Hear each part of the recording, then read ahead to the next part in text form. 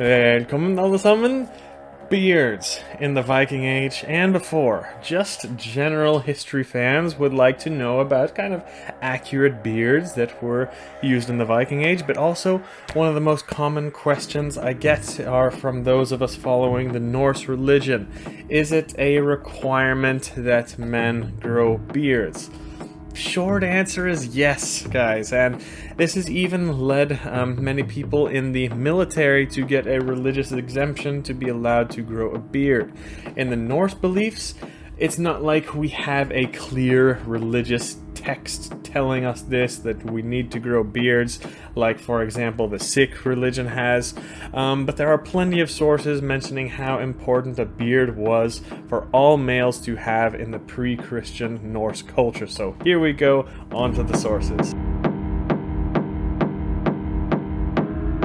Before we start, very special announcement. I am now working with Beard Struggle. Guys, in the history of my channel, almost 3 years now, there's been a bunch of brands wanting to do collabs, and I've said no to every single one of them. But not only did I reach out to Beard Struggle, I wanted to be a distributor for them in my own shop because their products are so great and they really are good guys. They're great to work with, so very happy to be carrying these on my online shop. The beard oils, beard butters, and beard balms, those are all my favorite things, and all the scents I carry them there. You can buy directly from the Beard Struggle too, of course. Direct from them is going to be a little cheaper, of course. But if you're looking at getting some other Norse products at the same time, there's a massive selection now on my website, and if you use all the various discount codes that are out there that I offer, you can actually get a very low price on everything. So thank you to the Beard Struggle for letting me work with you. On to the sources now about beards in the Viking Age. So most important, we have numerous sources kind of reflecting the fact that all men had beards in Scandinavia at the time. Just the way the literature and the stories and even laws were written, it suggests that beards were simply something that all men had. Let's start with some foreign sources first.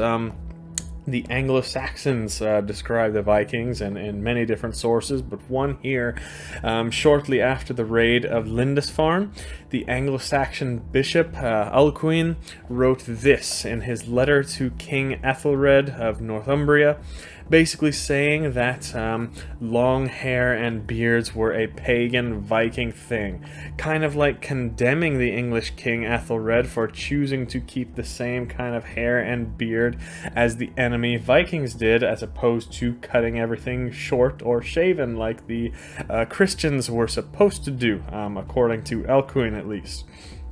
Another one, we have another Anglo-Saxon source from around the same time, an anonymous letter from an Anglo-Saxon to his brother, again kind of accusing his brother of adopting the Viking clothing and hairstyles. He says, you dress yourself in the Danish fashion, and he has bald neck and blinded eyes.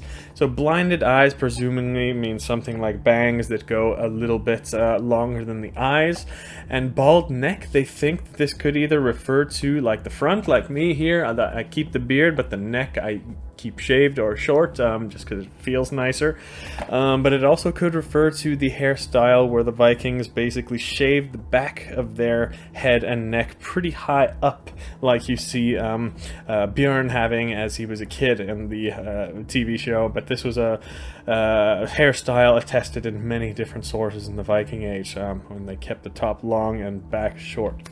We have another source, an Arab actually observing the Vikings in the east of Europe.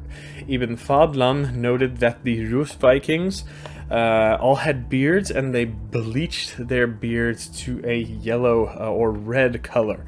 We know this in the archaeology. Dyes and bleaches have been found. They would have mostly been using lye for this and some type of soap. The Germanic tribes also bleached their hair with this same method many hundreds of years before the Viking Age, and according to Pliny the Elder, men bleached their hair even more than the women. So blonde or red hair and beards were valued among the Germanic peoples for hundreds and possibly thousands of years before the Viking Age. So those are some foreign sources. Let's talk a little bit more about the spiritual nature of beards. In the Poetic Edda poem Rigsthula, in the early days of human history, it is told how Heimdall created the three classes of men: slaves, freemen, and chieftains, thrall, carl, and jarl. The descendants of all freemen were said to keep trimmed beards. And it also mentions how the first sons of this freeman lineage, there's a bunch of their names all listed here, but a couple of their names here are Budinskeggi, with beard bound, like meaning something like not allowing the beard to hang unkept, and also Bratskeg, with beard carried high. So there are some clues here showing that all free men were to have beards, but they were supposed to keep them relatively short and well groomed. In another Poetic Edda poem, Atlakvida, basically implying that all warriors had beards here. So in another source, Volsunga saga, it tells how all the warriors wept with tears running down their beards when their chieftain died. And then we can finally speak about an actual law called Gotalagen.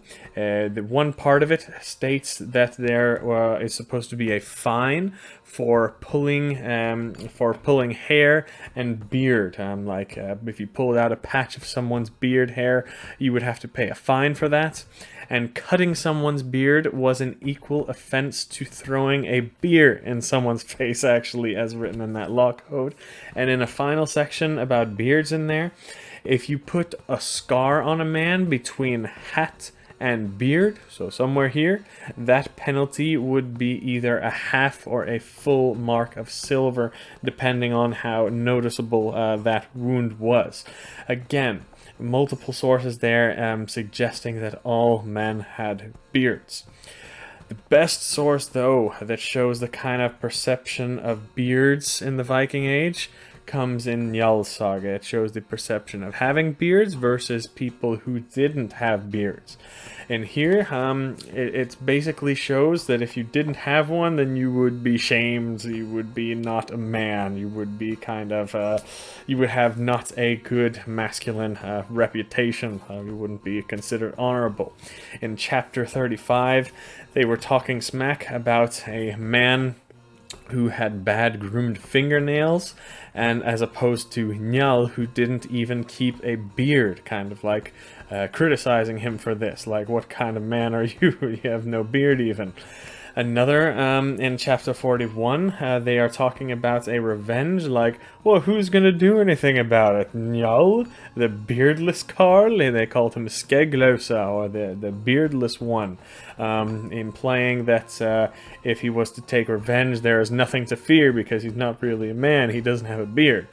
Another part of this same saga, Njál is again slandered and referred to as the beardless Carl, and his sons were actually called Taðskeglingar, shitbeards, as they were called. So Njál and his whole family were known and basically shamed around the whole Iceland for not being able to grow, either not being able to grow or not willing to grow beards.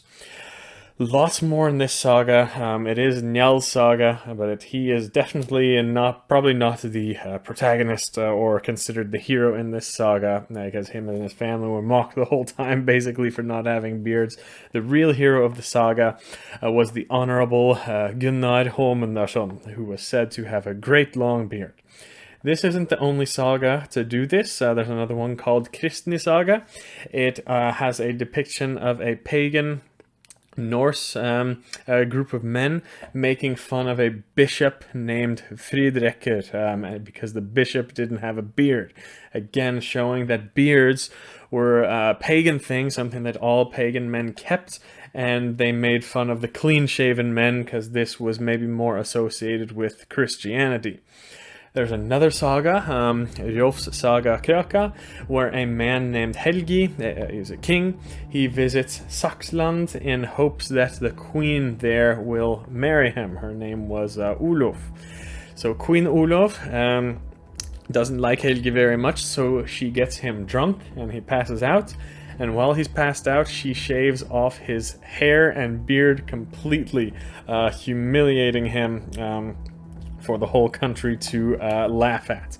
And remember, removing someone's beard or hair was considered a crime in some parts of the Viking Age, and just to cut off a patch of a man's beard, you could be punishable. Helgi later in the story retaliated on Queen Olof by capturing her and holding her prisoner on his ship while he had sex with her against her will. Okay, yeah, he overdid it a bit. That was not necessary, but this just shows us how serious of an offense it was to cut off someone's beard and how important it was for a man's honor. So that's all I'll say for the sources. Let's speak a little bit about the archaeological finds. I'm showing all these images here. These are archaeological finds from the Viking Age.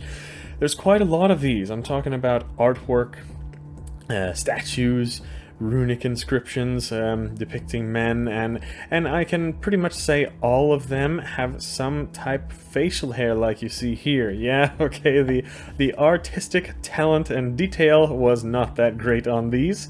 We can't really get a good idea of exactly what styles of beards they had here, but on all of them you can at least see some trace of facial hair.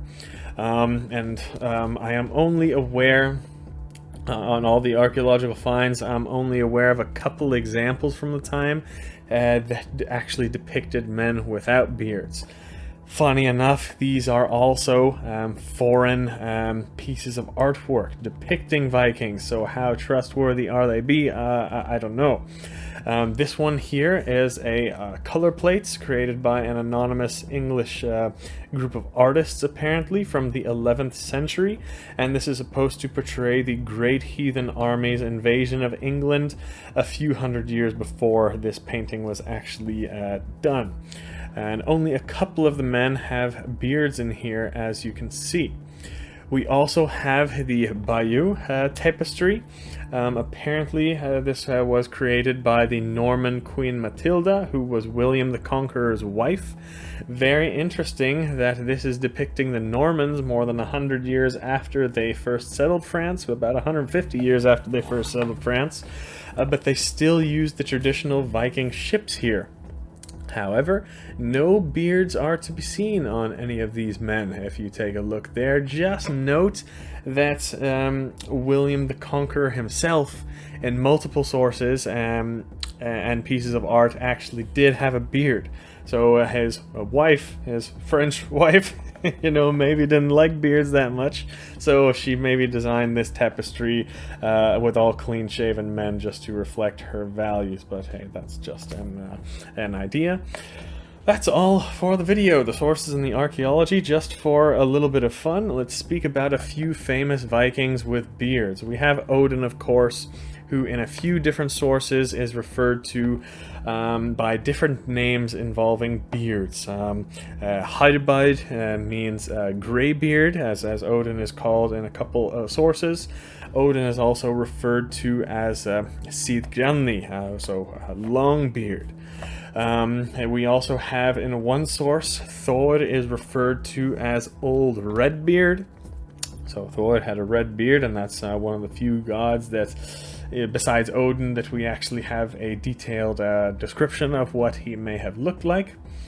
We also can't forget the Longobards, okay? You know them as the Lombards, the Germanic tribes who settled in Italy, the Lombardy area, and their original name for their tribe was the Longobardi. So the long beards exactly was their name translated.